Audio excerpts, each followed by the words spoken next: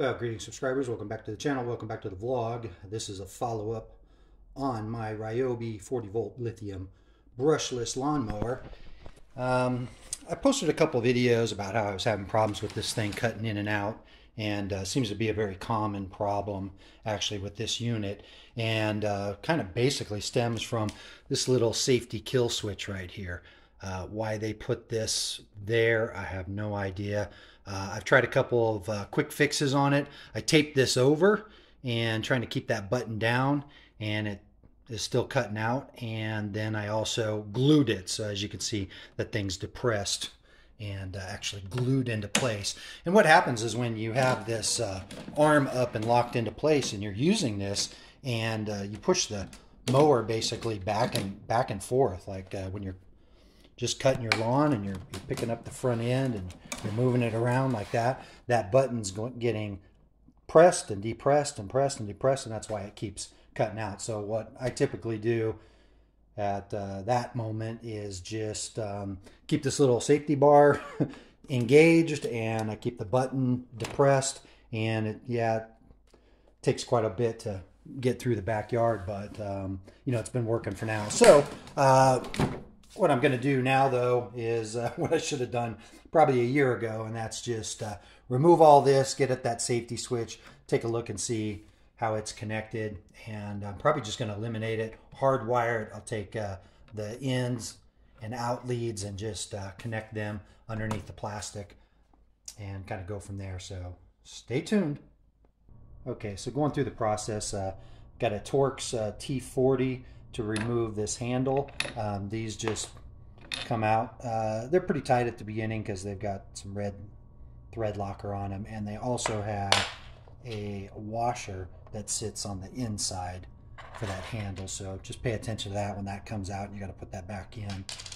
Doing both sides, this thing just moves out of the way, and then what you also have to do to get at these T30s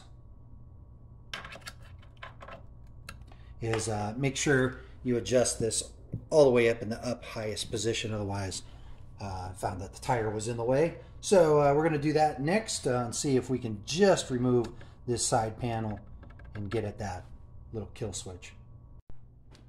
Okay, so as expected, once you get these 3 T30 Torx bolts off, this plate just comes off, and you can see where the kill switch is. What I'm going to try to do, though, is just bypass this and maybe put some heat shrink tubing over it so I don't have to remove this whole cover, but I'll let you know how that goes. I think I can just loop this and then just feed it back in through this hole, and it should be good to go.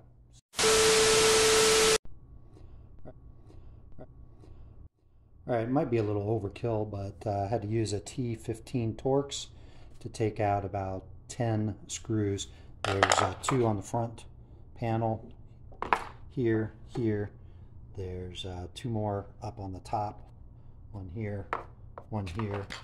There's 1 on the front by the front wheel, 1 here on this side, 1 on that side, and then you have 4 here on the back panel. 1, 2, 3, 4, and then this finally lifted up, and this is up enough at least to get to these wires. You can pull these right here up to the side and get access to them. Easier said than done.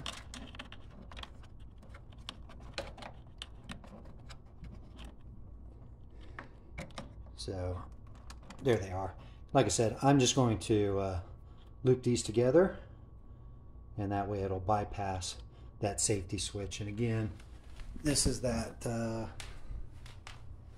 that safety switch, and it's designed so that you cannot turn on the mower or engage the blade unless the handle is all the way up. So and I'm not sure what's wrong with it other than the fact it does move around, but I did glue that down. I mean, still looks like it's in place, but it's cutting in and out for some reason.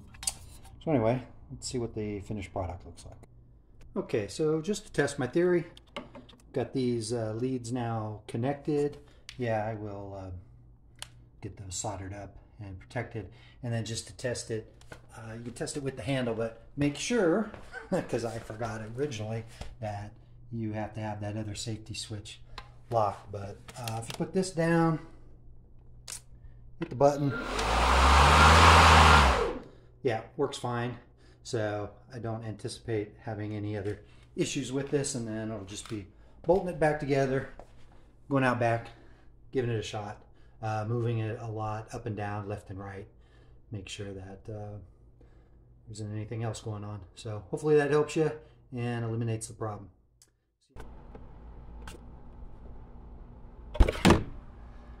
All right, well, I didn't want to leave this hanging, but just a quick update here too. We bypassed this. I also checked the switch that's here because there is another kill switch that's just like a plunger that will pop out when this is up. There's actually a little hole underneath here, and so I rerouted this cable, and then there's also 2 additional kill switches. There's one here for this, and also another one here for the button. So just in case you guys are having any additional problems, I believe I was probably having an issue with the other kill switch up here on the handle. But now everything seems to be good. Can thrash this around pretty good.